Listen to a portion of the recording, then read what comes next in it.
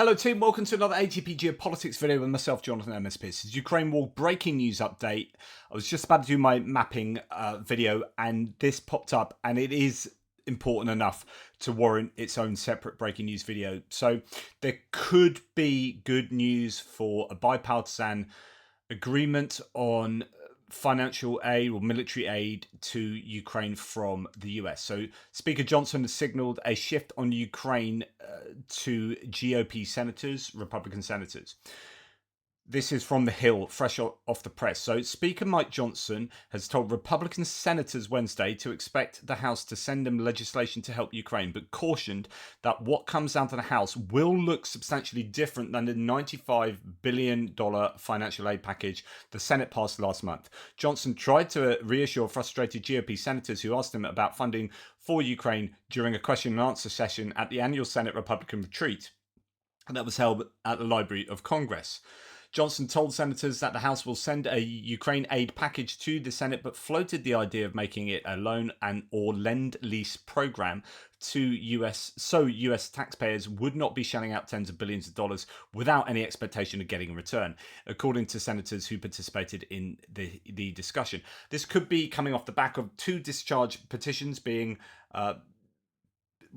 people seeking signatures for those two petitions and forcing Johnson's hand. We know from what Johnson said previously and from nodding and clapping at certain times of the State of the Union address that he understands that the right course of action is to support Ukraine. So he's not like he's an anti-Ukraine person, but his hands are tied by those who are anti-Ukraine. So some of the MAGA caucus and Donald Trump. And so this is, I think, him realizing the difficult position he's in and really trying to do the right thing. Without capitulating on the Senate bill going through. So still trying to make it his own thing, take control over it in some manner. Now, he's told senators that it's going to look different.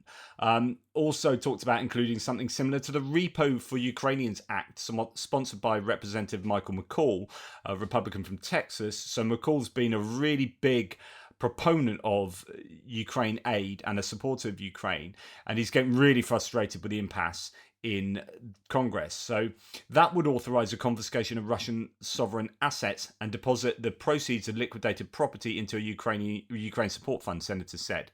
Notably, Johnson did not say whether such a Ukraine aid package would include tough border security reforms such as remain in Mexico language, which would face opposition from Senate Democrats. So hopefully this will separate border stuff, everything else and Israel stuff from this would just be a pure Ukraine aid bill, or that's the only way it can go as far as I'm concerned.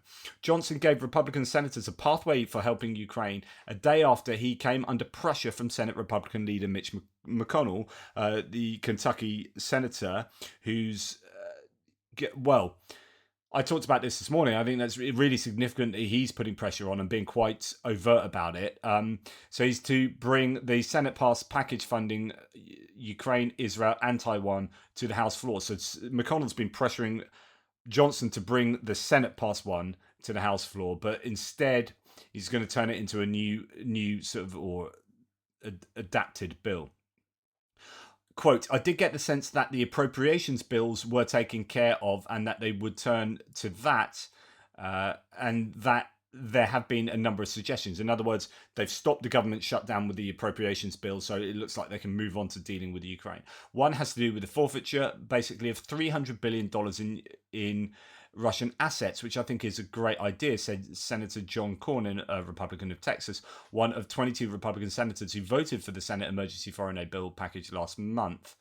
Cornyn, who is running to succeed McConnell as GOP leader after this Congress, said seizing Russian assets to help Ukraine is a great idea. It would be justice to make the Russians to pay for Ukraine, pay the United States and allies for arming Ukraine, he said. Now, I have a bit of an issue here because I'm under the impression that $300 billion worth of Russian assets is not what the US have control over. I thought they only had a few billion, and most of it is in Europe. So I'm not sure about this. I mean, it sounds great. If the US does have control over $300 billion worth of Russian assets and can use those to fund Ukraine, then that all sounds great. I'm just not sure that's the case. Correct me if I'm wrong, though. Cornyn, an advisor to the Senate GOP leadership team, also praised the idea of setting up a Lend-Lease program. So the Lend-Lease program was this from the Second World War. It was used in the Second World War in order to give equipment to Ukraine and expect it back, but effectively, well, in the Second World War, is actually to give weaponry to Russia, to the Soviet Union, even. And so they were giving weaponry to the Soviet Union and sheet metal and all sorts of stuff so they can make their own weapons to fight against the Germans. Well, this is the same thing. So give stuff to Ukraine, but not expect it back. Yeah, it's kind of loaned, but you can write it off fairly easily. So as mentioned here, that's what... that's what FDR did in World War II. He said of the Lend-Lease program, which President Franklin Roosevelt signed in 1941 to arm Britain and other allies against Nazi Germany. Yeah, it was. It hasn't mentioned it there, but it was the Soviet Union, but also Britain as well. Definitely received a lot from the Lend-Lease program. So, after hearing from Johnson, Cornyn said he's pretty optimistic about the House sending a Ukraine aid package to the Senate. Quote, I've heard the Speaker now say, we're not going to leave Ukraine empty-handed, or words to that effect, he said. Senator Kevin Cramer, Republican from ND, North Dakota, who also attended the meeting, said the Speaker clearly stated his intention to help Ukraine. Quote, he was pretty clear about it, Cramer said of Johnson's indication that he would like to pass a Lend-Lease program and legislation to seize Russian assets to pay for a Ukraine support fund. I thought it was very hopeful, he said. Nothing that he and Senator Lindsey Graham, the Republican from South Carolina, have worked with the House on a bill, noting that he and Senator Lindsey Graham have worked on with the House on a bill to send back to the Senate. Quote, that would probably include President Trump's idea of some sort of Lend-Lease program. To me, it's the exact way to go about finding a solution that maybe isn't unanimous, but at least everybody can get on board with it, he said. So if you remember a few weeks back, Trump had said the single most pro-Ukraine thing he'd said, and I think he had been briefed a little bit, and said, okay, well, maybe we can do something for Ukraine, but it would involve us loaning them stuff rather than, or money, rather than giving them in an aid package. And Senator Lindsey Graham had got on board with that, and in his own speech or statement later had endorsed that idea. And it could be that they're taking that on board.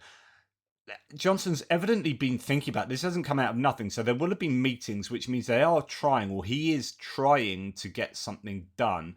Just doesn't want it to be, I guess, a Democrat thing. Doesn't want it to be.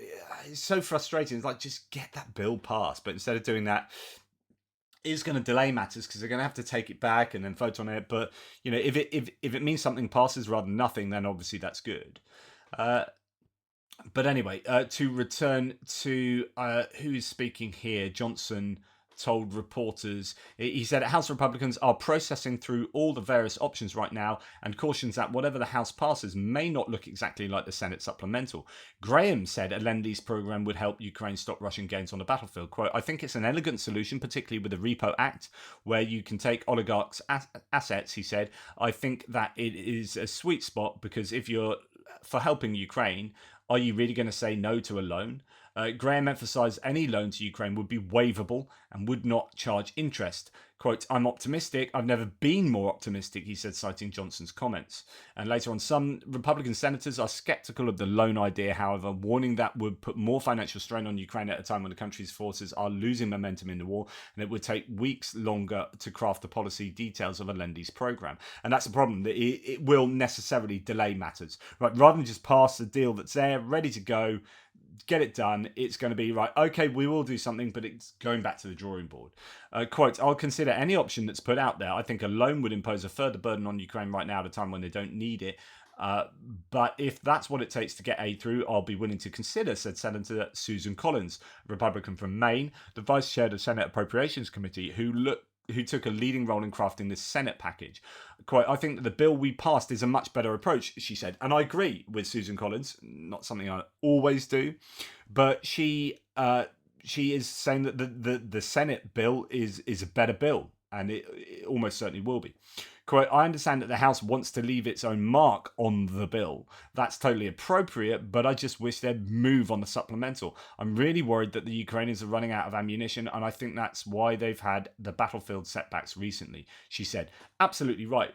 But this is good news. There is no doubt that this is looking good, and this is now hitting the socials. People talking about this widely. It is the big bit of news from today. I would proffer, but it is still not perfect. It's not going to happen ASAP, but it is something that it is offers a lifeline for, particularly for Republicans who want to support Ukraine but possibly aren't comfortable enough to pass through a Democrat-led bill, or what's been agreed, unfortunately, annoyingly bipartisan agreement in the Senate, but they don't seem to be willing to take that on board. But anyway, that is the news that's coming out. We'll see what happens from here on in. I'm just trying to find news of it. It's more up in breaking news, isn't it? Because this is, as I say, fairly recent, hot off the press. Yeah, here you go. US House of Representatives to unblock the bill on aid to Ukraine, but it will differ significantly, says Flash News. And actually, there's quite a lot of news coming out just in general. There's loads of things I'd love to talk to you about. But anyway, alas, I'll have to wait to tomorrow. But potentially good news, but still, it will be weeks away. And those are weeks that the Ukrainians can ill afford to spare. Anyway, let me know what you think. Take care and speak to you soon.